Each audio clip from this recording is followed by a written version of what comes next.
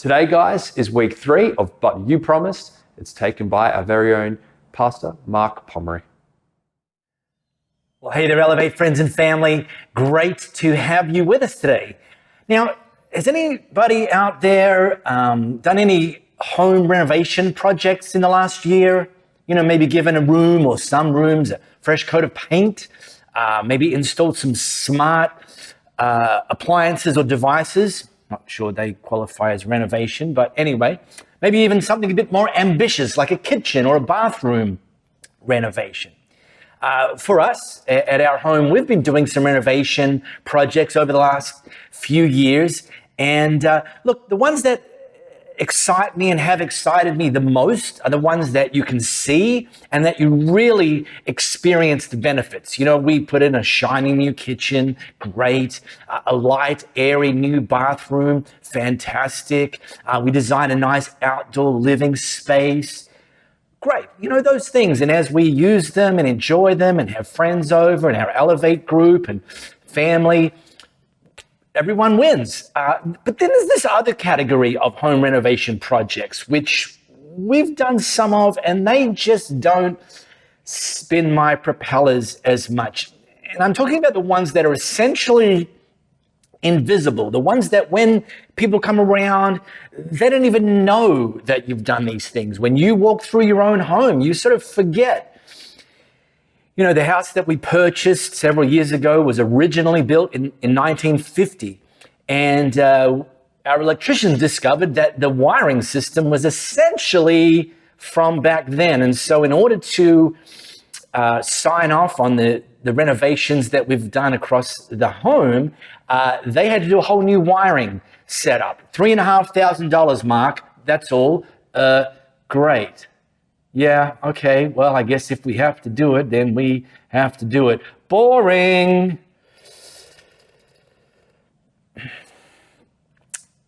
I'm going to come back to that. We've launched this series a couple of weeks ago called But You Promised, and we've just been exploring and peeling back some of the promises that Jesus specifically made to people who follow him. The first week, we looked at the promise that Jesus wants us, you and me, to hear his voice. The second week, which was last week, we talked about the reality that Jesus wants to give us peace. Now, you can go back and watch them on this channel or go to our podcast, search Elevate Church Perth on your preferred podcast app or platform, and listen to those and catch up. Absolutely brilliant. And what you'll discover is there was 2 specific things that were kind of broad, large themes through the weeks of this series so far. The first one is this centrality of God's word when it comes to both hearing his voice and having peace. And then this idea that storms are universal. Storms are things that we can all experience and do all experience, and how to navigate those. And so I want to kind of fold those into today's message and teach on this promise that Jesus wants us to experience his promises. And big spoiler, the key word here is experience. So grab your smartphone, scan this flow code. It's going to take you to Matthew chapter 7. Now, Matthew is one of Jesus' first followers, handpicked followers. He's one of the 4 biographers who we have an account of Jesus' life and ministry. This is going to take you to chapter 7, and I'm going to drop us into the end of chapter 7. Now, here's the context. Jesus had just finished preaching what we've come to learn or know as the Sermon on the Mount.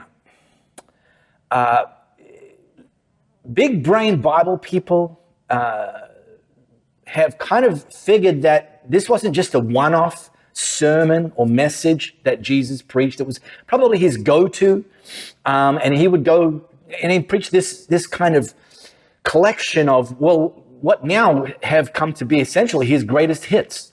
And in fact, Matthew records 19 slices of teaching, 19 of Jesus' bangers that he taught, packaged together under this heading of the Sermon on the Mount. Things that include how to be salt and light, the importance of loving our enemies, how to pray, how we ought to manage money and finances from a kingdom perspective. And Matthew records that at the end of Jesus' teaching this Sermon on the Mount, that the crowds were amazed at his teaching.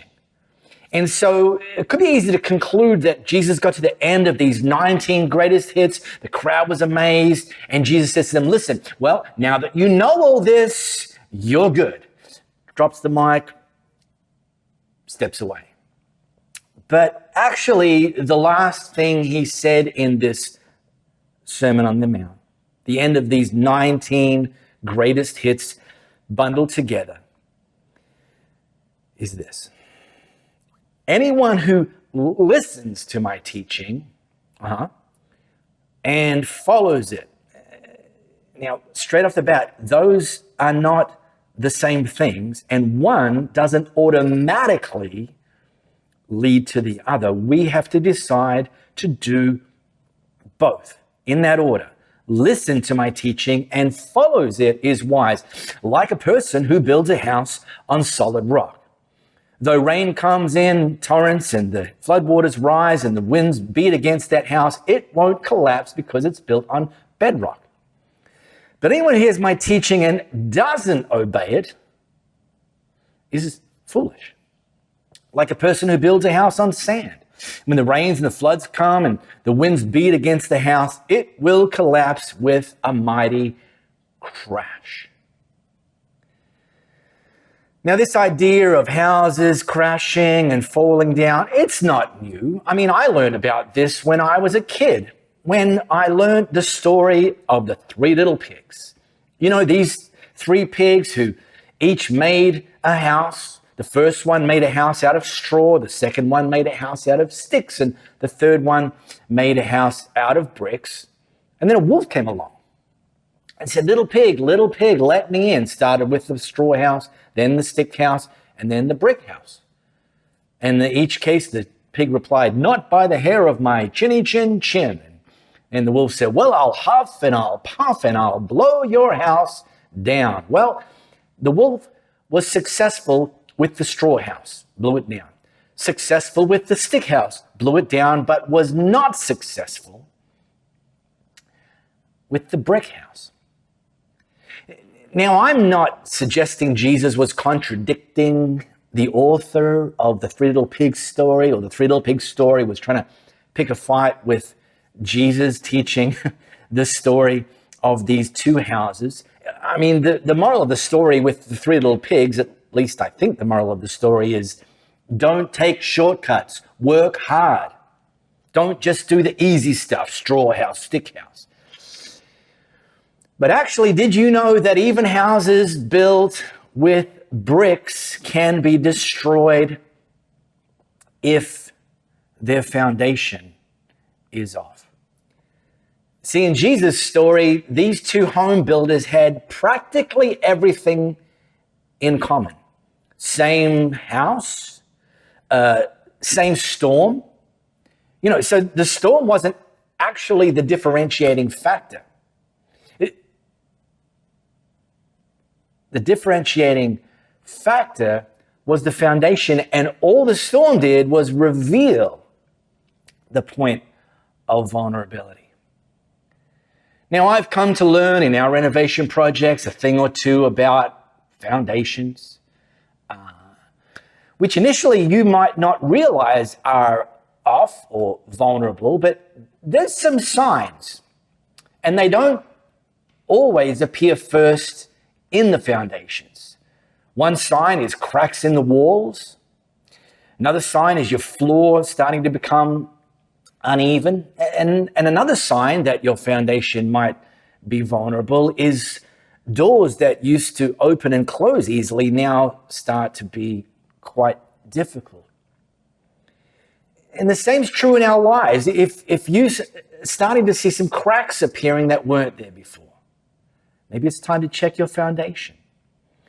If things that used to be smooth and easy as you walk through life are now bumpy and turbulent and rocky. Maybe it's time to address your foundation. If maybe things that used to be easier than they are now,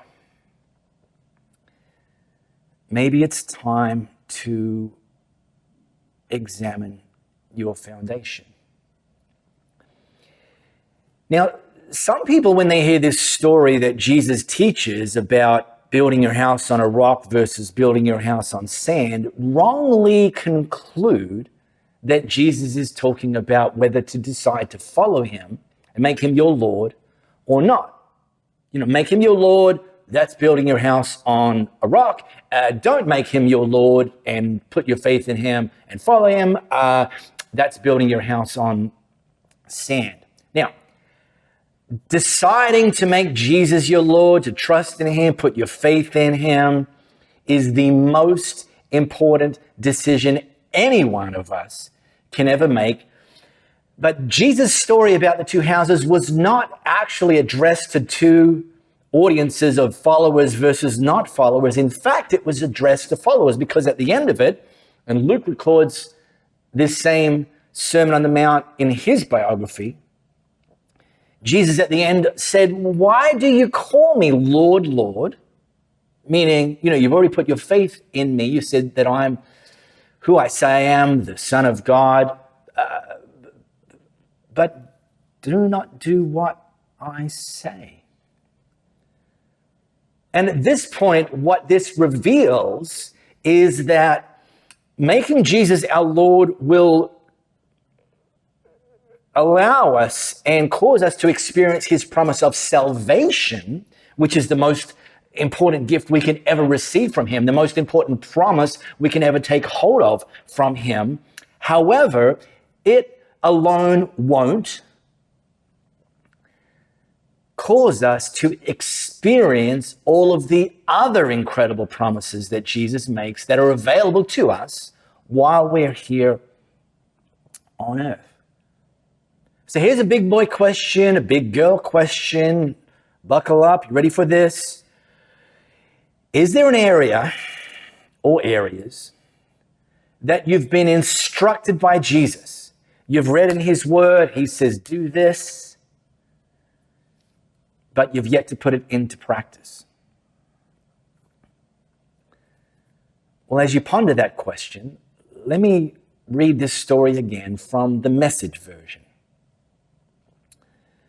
These words I speak to you are not incidental additions to your life, homeowner improvements to your standard of living. They are foundational words, words to build a life on. And if you work this, now, by the way, here's the key, if it's not automatic, it requires another decision.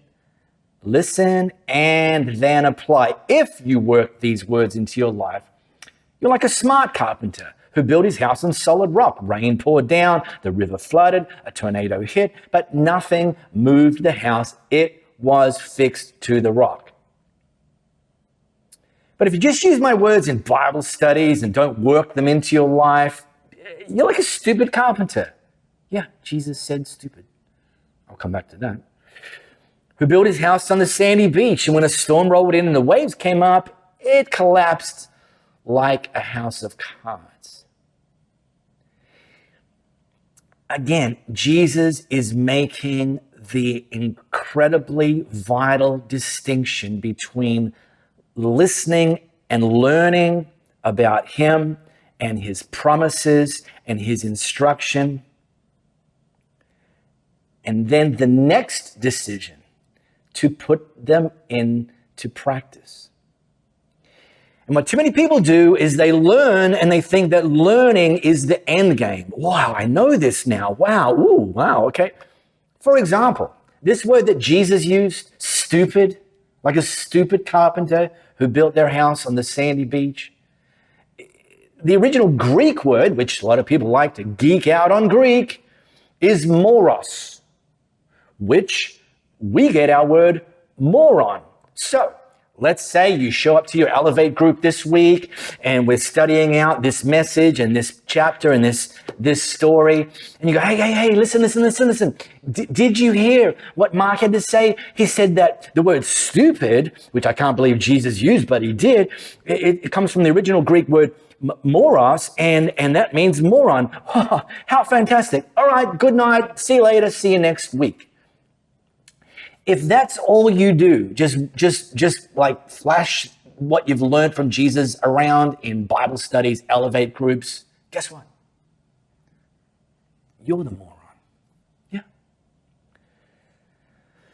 So what we need to do is be people who are committed to journeying across the knowing, doing bridge. See, knowing is where we encounter the promises of God. Doing is where we experience the promises of God. So it's absolutely critical that we position ourselves to learn, to encounter the promises of God, to actually know what they are, what's being offered to us, what the gifts that are being placed in front of us. And yet, in order to experience them, we have to move beyond knowing into doing.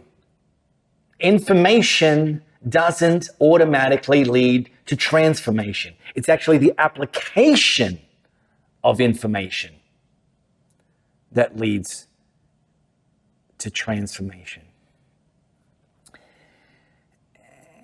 And I'm sad to report, not everybody crosses the knowing, doing bridge.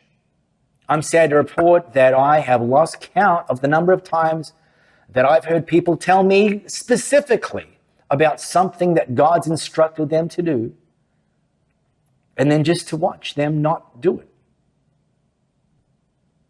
And I don't judge them, but I'm like, he had something on the other side of the bridge for you, some incredible promise that he wanted you to experience, but because you failed to cross the bridge, you didn't get to experience that. And potentially the people that he wanted you to bless and influence and impact, well, they didn't get to experience it all. And that's just a real tragedy. So why don't people cross the knowing, doing bridge? Well, one is we just get busy or distracted. Oh, yeah, that's right. I forgot. Okay, well, now that you remembered that you forgot, let's go. Another one is it's easier to know than to do. Can we just be honest about that? It's easier to know that we should love our enemies than it is to actually love our enemies. It's easier to know that we should place God first in our finances by giving into the local church, but when it comes payday, it's easy to know that we shouldn't judge, but that person.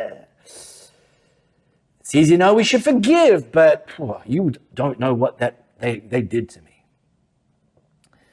And then there's this just very simple, honest fact that sometimes we don't yet have the faith to do what God calls us to do. But even in that one, there's an incredible paradox, is we only increase in faith when we actually allow God to demonstrate himself faithful in an area or in a way that we've never exposed ourselves to before. So if we just stay in our little comfortable, familiar, bubble-wrapped, shrunk-wrapped side of the knowing bridge,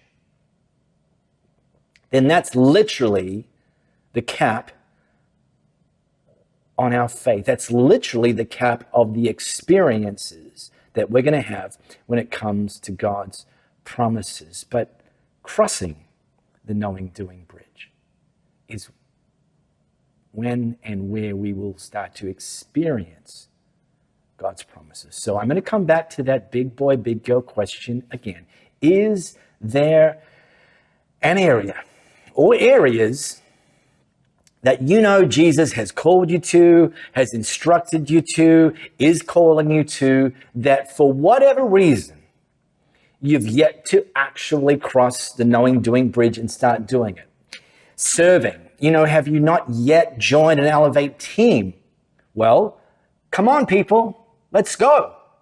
Have you not started giving financially? Well, come on. Have you not yet forgiven that person? Well, it's actually doing more damage to you than it is to them. And that list could continue to go on, and I can't even answer that for you. But if there's something, as we wrap this series today, can I strongly recommend, encourage, heck, I would even like to insist that you cross the knowing, doing bridge, because you will experience God's promises on the other side.